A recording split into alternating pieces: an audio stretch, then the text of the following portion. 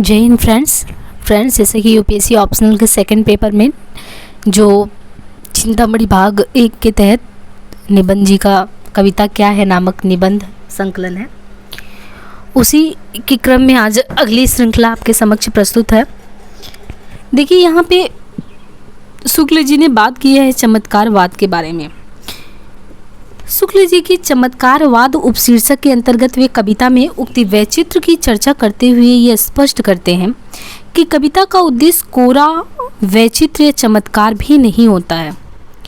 उक्ति का अनूठापन यदि भाव रहित हो तो वह उक्ति काव्य नहीं होता, सूक्ति बनकर मात्र रह जाता है।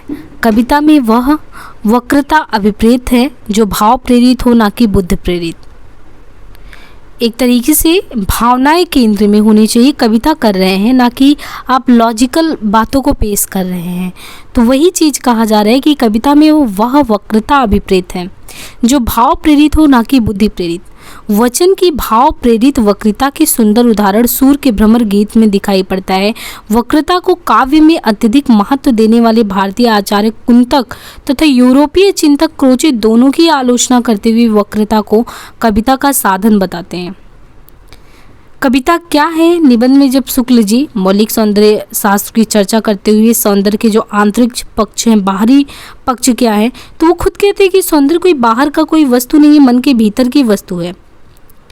ये जो धारणाएं हैं कि निबंध में कि चमत्कार एक तरीके से जब हम कविता करते हैं कि बहुत ही चमत्कारिकता होना चाहिए, तो काव्य के संबंध में चमत्कार, अनूठापन आदि सब बहुत दिनों से लाए जाते हैं कि चमत्कार बेसिकली या मनोरंजन प्रधान कुछ होना चाहिए। तो मनोरंजन को वो पहले ही स्पष्ट कर दिए कि हर एक कविता का केंद्रीय भाव सिर्फ मनोरंजन नहीं है, बल्कि आपकी भावनाओं को टच करना है। वो जाके जब स्पर्श ही नहीं करेगा आपको, फिर हम सिर्फ और सिर्फ इसका ये मान ले कि अंततः उद्देश्य सिर्फ मनोरंजन करना, तो मनोरंजन के अन्य साधन हो सकते हैं। ज़रूरी क्यों है कि कविताओं के माध्यम से ही वो किया जाए। तो काव्य के संबंध में चमत्कार, अनूठापन आदि सब बहुत दिनों से लाए गए हैं। चमत्कार मनोरंजन की सामग्री, इसमें संदेह नहीं है। इसमें जो लोग मनोरंजन को ही काव्य लक्ष्य समझते हैं, वे यदि कविता में चमत्कार ही ढूंढा करें तो ये कोई आश्चर्य की बात नहीं है। पर जो लोग इससे ऊंचा और गंभीर लक्ष्य समझते हैं, वे चमत्कार मात्र को काव्य नहीं मान सकते। चमत्कार से हमारा अभिप्राय यहाँ प्रस्तुत वस्तु के अद्भुत तत्व या जो वैलक्षण्य है, वैलक्षण्य से नहीं है, जो अद्भुत रस के आलम्बन में होता है। चमत्कार से हमारा तात्पर्य उक्ति के चमत्कार से है, जिसके अंतर्गत अर्थ विन्यास की विशेषता, जैसे अनुप्रास में भी शब्दों की क्रीड़ा, जैसे श्लेष, यमक आदि में वाक्यों की वक्रता या वचन भंगिता, जैसे एक तरीके से काव्यार्थपत्ति, परिसंख्या, विरोधाभास, असंगति इत्यादि में है। तथा अप्रस्तुत वस्तुओं का अद्भुत तत्व अथवा वस्तुतः एक तरीके से देखा जाए प्रस्तुत वस्तुओं के साथ उनके सादृश्य संबंध की अनहोनी, ये सभी बातें उनमें आती हैं। तो जैसे आप किन्हीं भी बातों को कविता में देखिए, कभी कभी अतिशयोक्ति अलंकार का बहुत प्रयोग होता है चमत्कारिकता उत्पन्न करने के लिए। तो चमत्कार का प्रयोग भावुक कभी भी करते हैं, ऐसा बिल्कुल नहीं है को नहीं करते हैं, पर किसी भाव की अनुभूति को तीव्र करने के लिए वो करते हों। जिस रूप या जिस मात्रा में भाव की स्थिति होगी, उसी प्रकार उनकी चमत्कारिकता भी उसके प्रस्तुतिकरण की होगी। पर किसी चीज़ को एक तरीके से असामान्य ढंग से प्रस्तुत किया जाए, बातचीत में ही देखा जाता है कि कभी कभी हम किसी को मूर्ख ना कहकर बैल कह देते हैं। इसका मतलब यही है कि उसकी मूर्खता की जितनी गहरी भावना मन में है, वह मूर्ख शब्द से नहीं व्यक्त होती, इसलिए उसको बैल कहना पड़ रहा है। इसी बात को देखकर कुछ लोगों ने यह भी निश्चय किया कि यही चमत्कार या उक्ति वैचित्र ही काव्य का नित्य लक्षण है। इस निश्चय के अनुसार कोई वाक्य, चाहे वह कितना ही मर्मस्पर्शी हो, यदि उक्त वैचित्र शून्य होगा तो काव्य के अंतर्गत ना होगा, और कोई वाक्य जिसमें किसी भाव या कर्म विचार की व्यंजना कुछ भी ना हो, पर उक्त वैचित्र भर के पड़ा हो, तो उसको खासा काव्य कहा जाएगा। उदाहरण के लिए अगर यही चीज़ लेंगे तो पद्माकर का यह सीधा साधा वाक्य ही लीजिए। अब वो सीधा साधा वाक्य में अगर उनकी उक्त वैचित्रता देखनी हो, तो वो खुद कि नैनन नचाए कहीं मुस्काए लला फिर आइयो खेलन होरी, अथवा मंडन का ये सवैया लीजिए।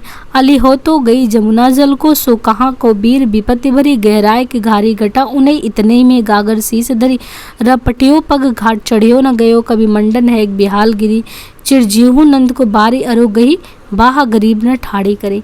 इस प्रकार ठाकुर की यह अत्यंत स्वाभाविक भीतर की व्यंजना देखिए। वह निर्मोहिन रूप की रस जाओ उरहेत न ठानत स्वय, बरही बार विलोकई घर घर सूरत तो पहचानत वह। ठाकुर या मन को प्रतीत ये जो पैसने है न मानस स्वय है, आवत है नित मेरे लिए इतनो तो विशेष को जानत है। मंडन ने प्रेम गोपन के जो वचन कहलाए वे ऐसे ही हैं जिसे जल्दी में स्वभावतः मुंह से निकल पड़ते हैं। उनमें विदग्धता की अपेक्षा स्वाभाविकता कहीं अधिक झलक रही है। ठाकुर के सवैया में भी अपने प्रेम का परिचय देने के लिए आतुर नए प्रेमी के चित्त के भीतर की बड़े सीधे साधे शब्दों में बिना किसी वैचित्र या लोकोत्तर चमत्कार की व्यंजना की गई है। क्या कोई सहृदय वैचित्र के अभाव के कारण कह सकता है कि उनमें काव्यत्व नहीं है? अब इनके सामने उन केवल चमत्कार वाली उक्तियों का विचार कर लीजिए जिनमें कहीं कोई भी कवि धर्मिता नहीं, किसी राजा की कीर्ति की धवलता चारों ओर फैलती देख या आशंका प्रकट करते कि कहीं मेरी स्त्री के बाल भी सफ़ेद ना हो जाए, अथवा प्रभात होने पर कौओं में काँव काँव का कारण या भय बताता है कि कालिमा या अंधकार का नाश करने में प्रवृत्त सूर्य कहीं उन्हें ही काला न कर दे। भोज प्रबंध तथा और सुभाषित संग्रहों में इस प्रकार की उक्तियां भरी पड़ी हैं। केशव की रामचंद्रिका में 25 ऐसे पद्य हैं जिनमें अलंकारों की भद्दी परती के चमत्कार सिवा हृदय को स्पर्श करने वाली या किसी भावना में मग्न करने वाली कोई बात ही नहीं मिलेगी। मतलब ये है उक्ति वैचित्र का आलम, जहाँ आपको अपने मूल मुद्दे का कोई चीज़ नहीं मिलेगा, लेकिन चमत्कारिकता, उक्ति वैचित्र, काव्यशास्त्री विधि विधान, मान्यताएं वो सब भरे पड़े मिलेंगे। उदाहरण के लिए पताका और पंचवटी के वर्णन को लेकर दिखाया गया अति सुंदर, अति साधु, वीर न रहित पल आधु, परम तपो में मानी दंड धारणी जाने पंचवटी का है। बेर भयानक सी अति लागे अक समूह जहाँ जगमग, बांडों की प्रतिमा मन लेखो, अर्जुन भीम महामति देखो, हे शुभगा समदीपत पूरी, सिंदूर हो तिलकावल दूरी, राजती है जो गुल कन्या धाय विराजती है संग धन्या। क्या कोई भावुक इन उक्तियों को शुद्ध काव्य कह सकता है? क्या उनके मर्म को यह स्पर्श कर सकती हैं? ऊपर दिए अवतरणों में हमें स्पष्ट दिखाई देते किसी उक्ति की तह में उसके प्रवर्तक के रूप में यदि कोई भाव या मार्मिक अंतर्वृत्ति छिपी भी है तो चाहे वैचित्र हो या ना हो, काव्य की सरसता बराबर पाई जाएगी।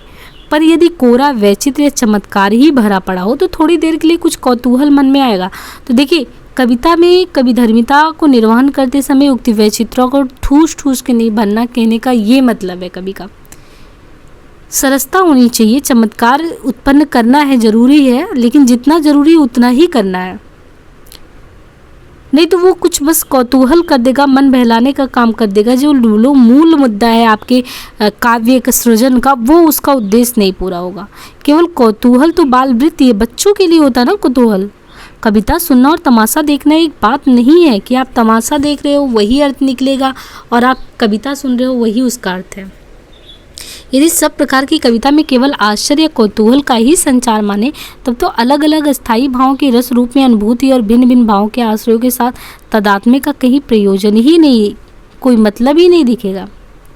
ये बात ठीक है कि हृदय पर जो प्रभाव पड़ता है उसके धर्म का जो स्पर्श होता है वह उक्ति ही द्वारा है, पर उक्ति के लिए आवश्यक नहीं है वह सदा विचित्र, अद्भुत या लोकोत्तर हो, ऐसी हो जो सुनने में नहीं आया करती है, जिसमें बड़ी दूर की सूझ होती है। ऐसी उक्ति जिसे सुनते ही मन किसी भाव या मार्मिक भावना जिसे प्रस्तुत वस्तु का सौंदर्य आदि में लीन ना होकर एक बारगी कथन के अनूठे ढंग, वर्ण विन्यास या पद प्रयोग की विशेषता, दूर की सूझ, कवि की चातुर्य या निपुणता आदि का विचार करने लगे। तो यहाँ पे देखिए, एक तरीके से कवि ने पूरे बात को एक समझा दिया है अच्छे से कि एक तरीके से आपको सूझबूझ के साथ कविता को इस रूप में लेके चलना है कि कविता क्यों रचा गया, उसका मूल मुद्दा तो ये चीज़ क्लियर हो कि कविता इसलिए रचा गया, नहीं तो फिर वो उक्ति वैचित्र का एक नमूना ही बनकर हमारे समक्ष रह जाता, उससे अलावा कुछ भी नहीं। अब देखिए, यहाँ पे हमने जैसे देखा था कि पताका में हो गया, पंचवटी में किस तरीके से, तो कभी ये कह रहे हैं कि एक तरीके से ये देखा जाए, ये बात ठीक है, हृदय पर जो प्रभाव पड़ता है इनका, उसके धर्म का जो स्पर्श होता है वह उक्ति ही द्वारा, पर उक्ति के लिए ये आवश्यक नहीं है सदा विचित्र, अद्भुत या लोकोत्तर है। ऐसी ही जो सुनने में नहीं आया करती, जिनमें बड़ी दूर की सोच होती है, ऐसी उक्ति जिसे सुनते ही मन में किसी भाव या मार्मिक भावना जिसे प्रस्तुत वस्तु का सौंदर्य आदि में लीन ना होकर एक बारगी कथन के अनूठे ढंग से प्रस्तुतिकरण हो, उससे कुछ विशेष लाभ नहीं होता। वो काव्य नहीं सुक्ति है। बहुत से लोग काव्य और सुक्ति को एक ही मान लेते, पर इन दोनों का भेद सदा ध्यान में रहना चाहिए। जो उक्ति हृदय में कोई भाव नहीं जागृत करती उसका कोई मतलब नहीं है। यदि किसी उक्ति में रसात्मकता और चमत्कारिता दोनों ही हो तो प्रधानता के विचार करके सूक्ति या काव्य का निर्णय लिया जा सकता है। जहाँ उक्ति में अनूठापन ज़्यादा मात्रा में होगा, उसकी तह में रहने वाला भाव आच्छन्न नहीं होगा, वहाँ भी काव्य ही माना जाएगा। जैसे देव का ये सवैया लीजिए, शासन में ही समीर गयो और आसन ही सब नीर गयो, ढरी तेज गयो गुण ले अपनी अरु भूम गई तन की तनुता करी देव जिये मिलबेई के आस के आसो पास अकस रहो भारी जा दिन में मुके फेर हरे हंस हेरी हियो जो ली हरि जोहारी। सवैये का अर्थ ये कि वियोग में उस नायिका के शरीर को संगठित करने वाले पंचभूत धीरे धीरे निकलते जा रहे हैं। वायु दीर्घ निश्वास के द्वारा निकल गई, जलता तो सारा आंसुओं ही आंसुओं में ढल गया, तेज भी नहीं रह गया, शरीर की सारी दित्य कांति जाती रही। पार्थिव तत्व के निकल जाने से भी शरीर क्षीण हो गया। अब तो उसके चारों ओर आकाश ही आकाश रह गया, चारों ओर शून्य दिखाई पड़ा। जिस दिन से श्री कृष्ण ने उसकी ओर मुंह फेर कर ताका है और मन मन हंसकर उनके मन को हर लिया है, उसी दिन से उनकी ये दशा है। इस वर्णन में देव जी ने विरह की भिन्न भिन्न दशाओं में चार भूतों के निकलने की बड़ी सटीक उद्भावना की है। आकाश का अस्तित्व भी बड़ी निपुणता से चरितार्थ किया है, यमक अनुप्रास आदि भी। सारांश ये कि उनकी उक्ति में एक पूरी सावय कल्पना है, मजमून की पूरी बंदी से पूरा चमत्कार या अनूठापन है, पर इस चमत्कार के बीच में भी विरह वेदना स्पष्ट झलक रही है। उनकी चकाचौंध में अदृश्य नहीं हो पाई। इसी प्रकार मतिराम के उसमें मत में सवैये की पिछली दो पंक्तियों में भी वर्षा के रूपक का जो व्यंग चमत्कार है वह भाव सबलता के साथ अनूठे ढंग से गुम्फित है। दो आनंद सो आंगन माज विराजे साढ़ की सांझ सुहाई प्यारी के बूझत और तियो को अचानक नाम लियो रसिकाई आए उन्हें मुँह में हंसी।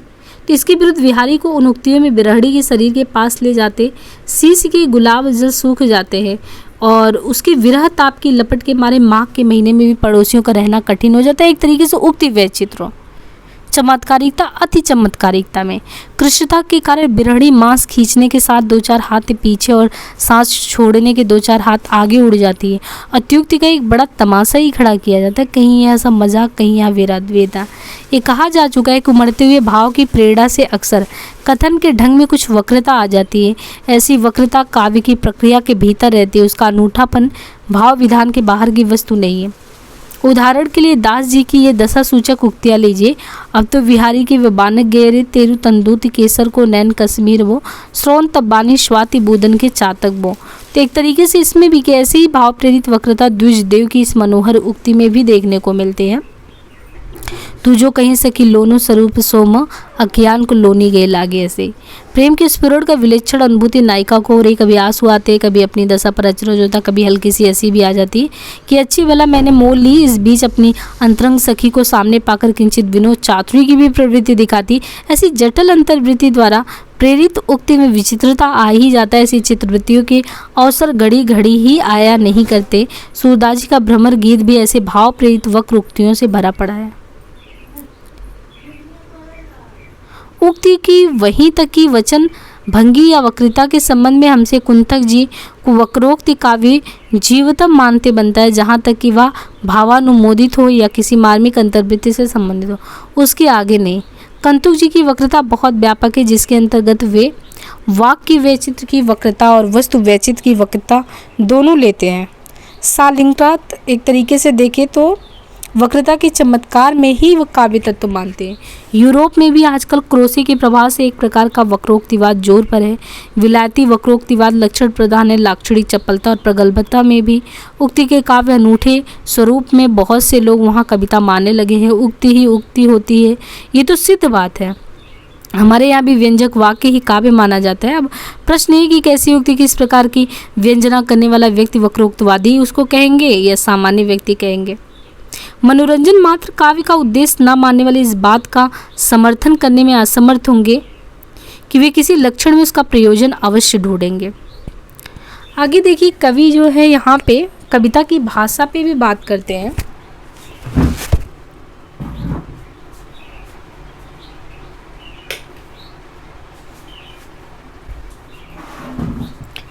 कि कविता की भाषा के संबंध में शुक्ल जी का गहन और सारगर्भित विश्लेषण इस निबंध में इस रूप में आया है कि जो भाषा की पहली योग्यता है वो कविता में कही गई जो बात है उसको चित्र रूप में भावक के मन में आनी ही चाहिए।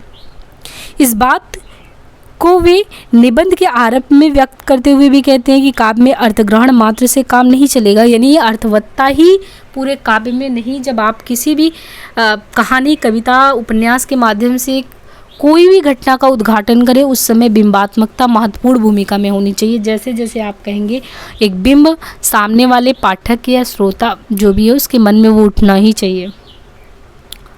उदाहरण के लिए वे तुलसी का ये उद्धरण देते हैं कि मनहु उमंग अंग छवि छलके।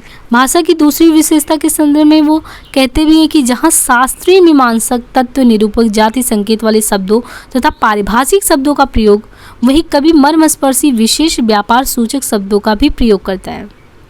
यदि शास्त्र मीमांसक, शास्त्रीय विधि विधान वाले अगर आप शब्दों का प्रयोग कर रहे हैं तो उस अर्थवत्ता में ये भी आप ध्यान रखिए कि वही सामान्य जो है मर्मस्पर्शी विशेष व्यापार सूचक, उसका भी प्रयोग होना चाहिए। वहाँ घोर अत्याचार हो रहा कहने के स्थान पे वह अत्याचार से निरपराध के वध के प्रसंग को रखना कविता के लिए उचित मानते हैं। भाषा की अन्य विशेषताओं की भी जिक्र करते हुए कहते हैं कि समुचित वर्ण विन्यास से पैदा होने वाला नाद सौंदर्य, जिससे न केवल कविता की उम्र बढ़ती है बल्कि संगीतात्मकता के कारण भावुकता भी आती है, और उस भावुक उसे गुनगुनाने में भी सहजता महसूस करता है। तो कविता में कही गई बात चित्र रूप में हमारे सामने नहीं आए तो इसका मतलब स्वाभाविक नहीं है, और स्वाभाविक नहीं है तो वो एक तरीके से उद्देश्यपूर्ण उतना नहीं है। अगोचर बात या भावनाओं को भी जहाँ तक हो सकता कविता स्थल गोचर रूप में रखने का प्रयास करती है। इस मूर्ति विधान के लिए वो भाषा की लक्षण शक्ति से काम लेती है। जैसे समय बीत जाता है, कहने की अपेक्षा समय भाग जाता है, कहना वह अधिक पसंद करेगी।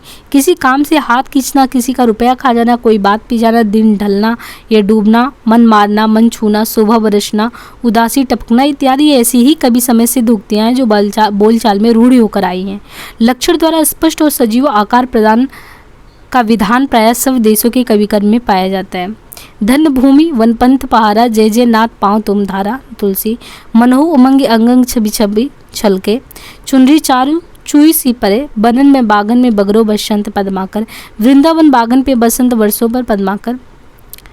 इन उदाहरणों से ये स्पष्ट है कि वस्तु या तत्व के पूर्ण प्रत्यक्षीकरण तथा भाव या मार्मिक अंतर्वृत्ति के अनुरूप व्यंजना के लिए लक्षण का बहुत कुछ सहारा कवि को लेना पड़ता है।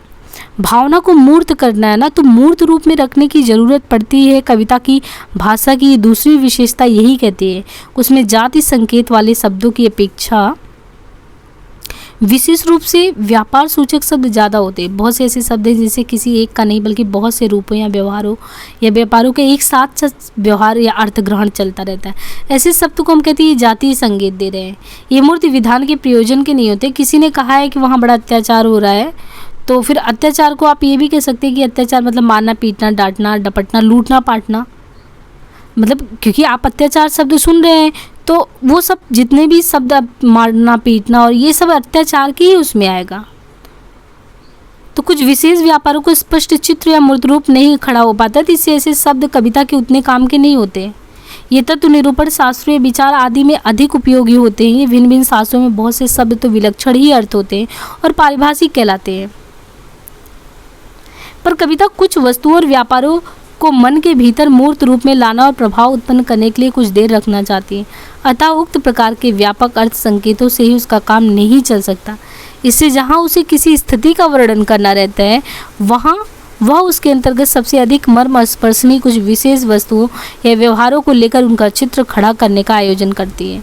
यदि कहीं किसी के घोर अत्याचार का वर्णन करना होगा तो कुछ निरपराध व्यक्तियों के वध, भीषण यंत्रणा, स्त्री बच्चों पर निष्ठुर प्रहार आदि क्षोभकारी दृश्य सामने रखेगी।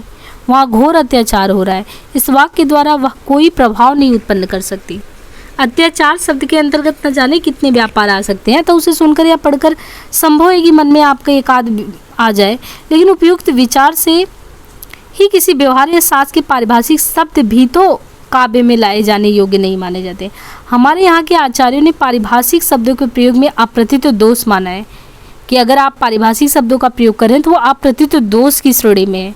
पर दोष स्पष्ट होते हुए भी चमत्कार के प्रेमी कम मान सकते हैं। संस्कृत के अनेक कवियों ने वेदांत, आयुर्वेद, न्याय के पारिभाषिक शब्दों को लेकर बड़े बड़े चमत्कार खड़े किए हैं। वो अपनी बहुज्ञता दिखाई दी है। हिंदी की किसी मुकदमेबाज कवित्व कहने वाले ने प्रेम फौजदारी नाम की एक छोटी सी पुस्तक में श्रृंगार रस की बातें अदालती कार्रवाई पर घटा कर लिखी है। एक तरफा डिग्री, तनकी, ऐसे ऐसे शब्द चारों ओर अपनी बाहर दिखा रहे, जिन्हें सुनकर कुछ अशिक्षित या भट्टी रुच वाले वाह वाह भी कर देते हैं। शास्त्र के भीतर निरूपित तत्व को भी जब कोई कवि अपनी रचना के भीतर लेता है, तब वह पारिभाषिक तथा आधिकारिक अधिक व्याप्ति वाली जाति संकेत शब्दों को हटाकर उस तत्व को व्यंजित करने वाले कुछ विशेष मार्मिक रूपों और व्यापारों का चित्रण करता है। तो इसमें माया में पड़े हुए जीव को अज्ञान दशा की काव्य पद्धति पर कथन और देखिए प्राणीवायु पर क्लेश निवारण और सुख प्राप्ति का प्रयास करता रह जाता है। देखिए एक तरीके से इसमें कवि के तत्वों के अंतर्गत शुक्ल जी ने जो विशेषताएं भाषाओं की एक एक करके गिनाई है कि भविष्य का ज्ञान अत्यंत अद्भुत और रहस्यमय है, जिसके कारण प्राणी आने वाली विपत्ति का कुछ भी भावना न करके अपनी दशा में मग्न रहता है। इस बात को गोस्वामी जी ने चरे हरित तनु बलिपासु इस चित्र द्वारा व्यक्त किया है। बातचीत में भी जब किसी को अपने कथन द्वारा कोई मार्मिक प्रभाव उत्पन्न करना होता है, तब वह इसी पद्धति का अवलंबन करता है। यदि अपनी पत्नी पर अत्याचार करने वाले किसी व्यक्ति को उसे समझाना है, तो वो कहेगा कि तुमने इसका हाथ पकड़ा है, या न कहेगा कि तुमने इसके साथ विवाह किया है।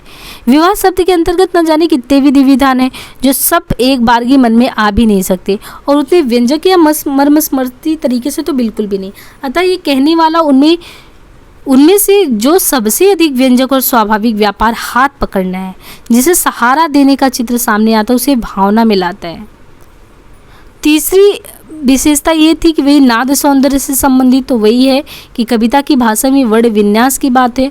शुष्को वृक्षस्थि सत्याग्रह और निरस्त तरुरही विलसित पुरतः का वेद हमारी पांडित मंडली में बहुत दिनों से प्रसिद्धि ये चली आ रही है कि काव्य एक बहुत ही व्यापक कला है।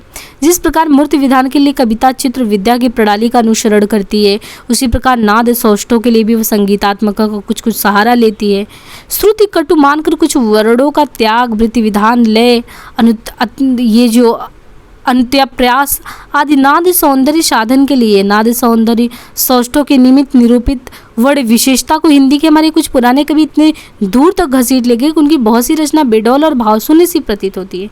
इसका ये मतलब भी देखिए कि जो बात भाव या रस की धारा का मन के भीतर अधिक प्रसार करने के लिए थी, वह अलग चमत्कार या तमाशा खड़े करने के लिए काम में लाई गई। तो नाद सौंदर्य भी कविता की आयु बढ़ाती है। ये एक तरीके से नाद सौंदर्य का योग भी कविता के पूर्ण स्वरूप खड़ा करने के लिए कुछ ना कुछ आवश्यक है। इसे हम बिल्कुल हटा नहीं सकते। जो अनित्यप्रास को फालतू समझते हुए छंद को पकड़े रहते हैं, जो छंद को भी फालतू समझते हुए लय में ही लीन होने का प्रयास करते हैं। संस्कृत से संबंध रखने वाली भाषाओं में नाद सौंदर्य के समावेश के लिए बहुत अवकाश रहता है। था अंग्रेजी आदि अन्य भाषाओं की देखा देखी जिसमें इनके लिए कम से कम जगह है, अपनी कविता को हम इस विशेषता से वंचित कैसे कर सकते हैं। हमारी काव्य भाषा में एक चौथी विशेषता ये भी होती है, कुछ जो संस्कृत से ही आई है, वो ये है कि कहीं कहीं व्यक्तियों के नामों के स्थान पर उनके रूप, गुण या कार्यबोधक शब्दों का व्यवहार में प्रयोग लाया जाता है। अब मान लीजिए ऊपर से देखने में तो ये पद्य के नपे हुए चरणों में शब्द खपाने के लिए लगेंगे, परंतु थोड़ा सा अगर विचार करेंगे तो इसमें गुरुतर उद्देश्य प्रकट होता है। सच पूछिए तो ये बात कृत्रिमता से बचाने के लिए की जाती है। मनुष्यों के नाम यथार्थ में कृत्रिम संकेत है, जिनमें कविता की पूर्ण परिपोषकता नहीं होती है। तो कभी मनुष्य के नामों के स्थान पर कभी कभी उनके रूप, ये चीज़ आप श्री कृष्ण भगवान के संदर्भ में ले सकते हैं। मुरलीधर, गिरधर, आप देखिए कि जरूरी नहीं कि उनके नाम का ही संबोधन है, पर उनकी क्या व्यक्तिगत क्रियाकलाप रहे एक तरीके से। गिरधर, मुरारी, त्रिपुरारी, दीनबंधु, चक्रपाणी, सव्यसाची, ऐसे शब्दों को चुनते समय इस बात का ध्यान रखना चाहिए कि वे प्रकरण विरुद्ध या अवसर के प्रतिकूल ना हो। जैसे यदि कोई मनुष्य किसी दुर्धर्ष अत्याचारी के हाथ से छुटकारा पाना चाहता तो उसके लिए हे गोपिका रमण, हे वृंदावन विहारी आदि कहकर कृष्ण को पुकारने की अपेक्षा हे मुरारी, हे कंस निकंदन आदि संबोधनों से आप पुकारिए। उन्हीं के नाम में अलग अलग उनकी क्रियाकलाप के आधार पर रखे गए हैं, लेकिन आपको क्या चीज़ कब यूज करना है उसके अनुरूप करिए। उसके द्वारा कंस आदि दुष्टों को मारा जाना देखकर मतलब एक प्रतीकात्मकता का बोध हो रहा है ना, बिंब आएगा कि हाँ कंस ऐसे दुष्ट था, तो कंस के संहारक के रूप में हम कृष्ण जी का आह्वान कर रहे हैं कि आके वो संहार करें ऐसे लोगों का। तर्क संगत प्रयोग की बात कर रहे हैं हम। आगे कविता के तत्वों के अंतर्गत शुक्ल जी ने अलंकार की भी चर्चा की है कि अपने आप में देखें तो अलंकार की महत्ता क्या है। वे स्पष्ट करते कि आकार या गुण को बढ़ाने के लिए, बातों को घुमा फिरा कर कहने के लिए तो या तुलनाएं भी कर लीजिए तो कविता में आने वाले अलंकार रूपी विधान कहीं कहीं आवश्यक और वांछनीय तो होते हैं, किंतु ये साधन या साध्य नहीं है, बस एक साधन है कविता को बढ़ाने के लिए। लेकिन वही चीज़ आप संस्कृत काव्य शास्त्र में उठा के देख लीजिए, वहाँ पे भामा और उद्भट जैसे आचार्यों की आलोचना वे इसलिए करते हैं कि उन्होंने अलंकार को ही प्रधान अंग बना दिया। इसी प्रकार केशवदास जैसे कवियों की अति अलंकार प्रियता पर उन्होंने चोट भी कर दी कि मतलब हर जगह पे जैसे चमत्कारवाद उपशीर्षक में शुक्ल जी ने कहा कि नहीं, हर जगह चमत्कारिकता ही नहीं भर देनी चाहिए। वही चीज़ अलंकार के साथ भी है कि कविता में भाषा की सब शक्तियों का काम लेना पड़ता है, जितनी भी शक्तियाँ हैं। वस्तु या व्यापार की भावना चटकीली करने या भाव को अधिक उत्कर्ष पर पहुंचाने के लिए कभी किसी वस्तु का आकार या गुण बहुत बढ़ाकर दिखाना पड़ता है, कभी उसके रूप रंग या गुण की भी उसी तरह के दिखाने पड़ते हैं। इस तरह की भिन्न भिन्न विधान और कथान के ढंग जो होते हैं एक तरीके से अलंकार कहलाते हैं। इनके सहारे से कविता अपना प्रभाव बहुत कुछ बढ़ाती है, कहीं कहीं तो इनके बिना काम ही नहीं चल सकता। पर साथ ही साथ ये भी स्पष्ट है कि साधन साध्य नहीं है, साध्य को बुलाकर इन्हीं को साध्य मान लेने से वो कविता ही नहीं रह जाती है। अलंकार चाहे अप्रस्तुत वस्तु योजना के रूप में हो, चाहे उपमा रूपक उत्प्रेक्षा इत्यादि में, चाहे वाक्य की वक्रता के रूप में, चाहे अप्रस्तुत प्रशंसा परिसंख्या के रूप में, चाहे वर्ण विन्यास के रूप में, वे प्रस्तुत भाव या भावना के उत्कर्ष साधन के लिए ही मुख्य कि वर्णन में जो कमल चंद्र आदि सामने रखे जाते हैं इसलिए जिनमें कि वर्ण की रुचिरता कोमलता दीप्ति इत्यादि के योग से सौंदर्य की भावना और बढ़े। सदृश या साधर्म दिखाना उपमा उत्प्रेक्षा आदि का प्रकृत लक्ष्य नहीं है। इस बात को भूल कर कभी परंपरा में बहुत से ऐसे उपमान चला दिए गए हैं जो प्रस्तुत भावना में सहायता पहुंचाने के स्थान पर बाधा डालते हैं। जैसे नायिका का अंग वर्णन सौंदर्य की भावना प्रतिष्ठित करने के लिए ही किया जाता है। ऐसे वर्णन में यदि कट का प्रसंग आने पर भीड़ या सिंह की कमर सामने कर दी जाए तो सौंदर्य की भावना में क्या वृद्धि होगी? नहीं होगी।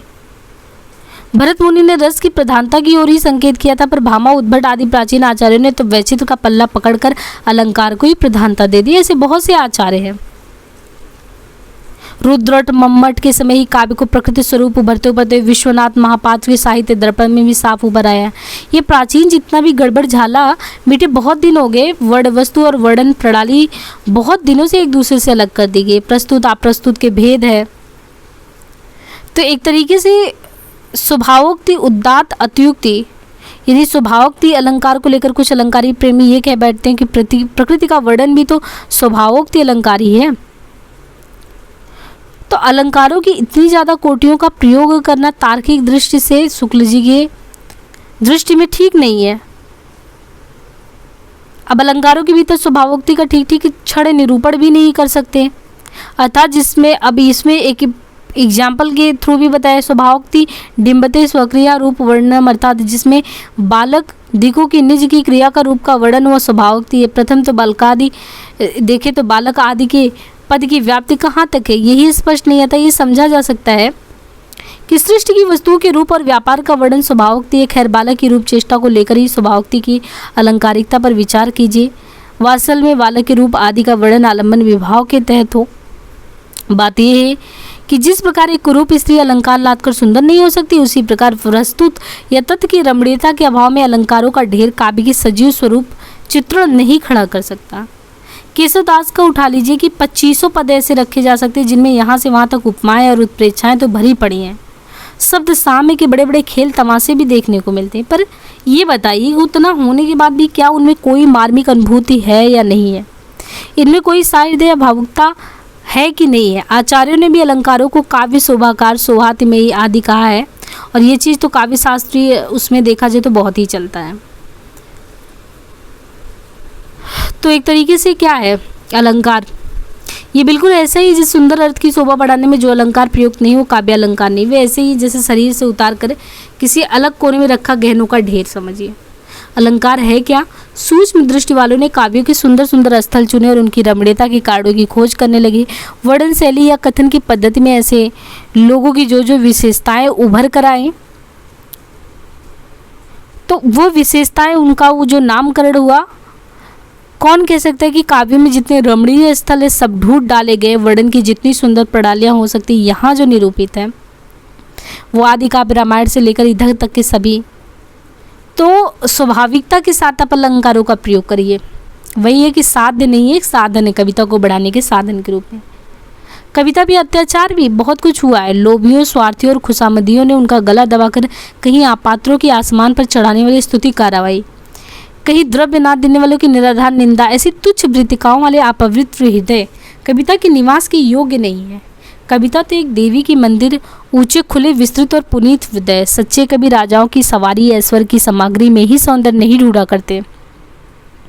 ये चीज़ रीतिकाल के दरबारी कवियों के बारे में देख सकते हैं। तो वही कहा गया, एक सच्चा कवि वो नहीं है जो सच्चे कवि राजाओं की सवारी या ऐश्वर्य की सामग्री में सौंदर्य ढूंढता फिरे। वे पूस की झोपड़ों, धूल मिट्टी में सने किसानों, बच्चों के मुंह में चारा डालते हुए पक्षी, दौड़ते हुए कुत्ते और चोरी करते हुए बिल्लियों में कभी कभी सौंदर्य का दर्शन करते हैं, जिसकी छाया भी महलों और दरबारों तक नहीं पहुंच सकती। श्रीमानों के शुभ आगमन पर पद्य बनाना, बात बात में उनको बधाई देना कवि का काम नहीं है। जिनके रूप या कर्मकलाप जगत और जीवन के बीच में उसे सुंदर लगते, उन्हीं के वर्णन में वह स्वांता सुखाए प्रवृत्त होता है। कविता की आवश्यकता क्यों है? मनुष्य के लिए कविता इतनी प्रयोजनीय वस्तु है कि संसार के सभ्य असभ्य सभी जातियों में किसी न किसी रूप में ये पाई ही जाती है। चाहे इतिहास ना हो, विज्ञान ना हो, दर्शन ना हो, पर कविता का प्रसार अवश्य रहेगा। बात यह है कि मनुष्य अपने ही व्यापारों का ऐसा सघन और जटिल मंडल बाध्यता चला आ रहा है, जिसके भीतर बधा बधा व शेष सृष्टि के साथ अपने हृदय का संबंध भूला सा रहता है। इस परिस्थिति में मनुष्य को अपनी मनुष्यता खोने का डर बराबर रहता है। इसी से अंतः प्रकृति में मनुष्य को समय समय पर जगाते रहने के लिए कविता मनुष्य जाति के साथ लगी चली आ रही है। तो कविता की आवश्यकता पे भी जोर दिया गया है कि कविता मनुष्य के साथ क्यों इस प्रकृति में चली आ रही है। साथ ही साथ वो सौंदर्य की वस्तु की बात नहीं करती, मन के भीतर की वस्तु कहती है। तो कविता का अंतिम लक्ष्य जो मार्मिक पक्षों का प्रत्यक्षीकरण था, उनके साथ मनुष्य हृदय का सामंजस्य स्थापन था। निबंध के सारतत्व में अगर देखें तो मनुष्यत्व और पशुत्व में जिस तरीके से, तो निष्कर्षता देखें तो शुक्ल जी ने कविता क्या है निबंध के माध्यम से हिंदी को एक ऐसा आधुनिक काव्य शास्त्र दे दिया है कि जो काव्य शास्त्री बहुत ही विधि विधान की चर्चा में ही पड़े रहे, अलंकार प्रियता को लेकर, रसवादी सिद्धांत को लेकर नहीं। शुक्ल जी ने ऐसा आधुनिक काव्य शास्त्र सौंपा है हिंदी जगत को कि जो रसानुभूति के साथ लोक मंगल का, जहाँ रस की अनुभूति के साथ लोक मंगल का गहरा और अनिवार्य संबंध जुड़ता हो। लोक मंगल के नाम पर सौंदर्य को शत्रु मान लेना और सौंदर्य की खोज में समाज से कट जाना, ये दोनों ही अतिवाद है। इस निबंध में लचीले होकर घुल गए हैं। ये निबंध उस परंपरा का प्रस्थान बिंदु में जिसमें बाद के रचनाकार निबंधों के माध्यम से अपनी साहित्यिक मान्यताएं स्पष्ट करने लगे। निराला का मेरे गीत और कला, मुक्तिबोध की एक साहित्य की डायरी आदि रचनाएं इसी परंपरा की हैं। कुल मिलाकर जटिलतम कथ्यों को विचारों की गुणगुंफित परंपरा में सटीक तरीके से जो अभिव्यक्ति काम किया है, वो शुक्ल जी ने उनकी सिद्धावस्था, शुक्ल जी की निबंध की सिद्धावस्था को दर्शाता है।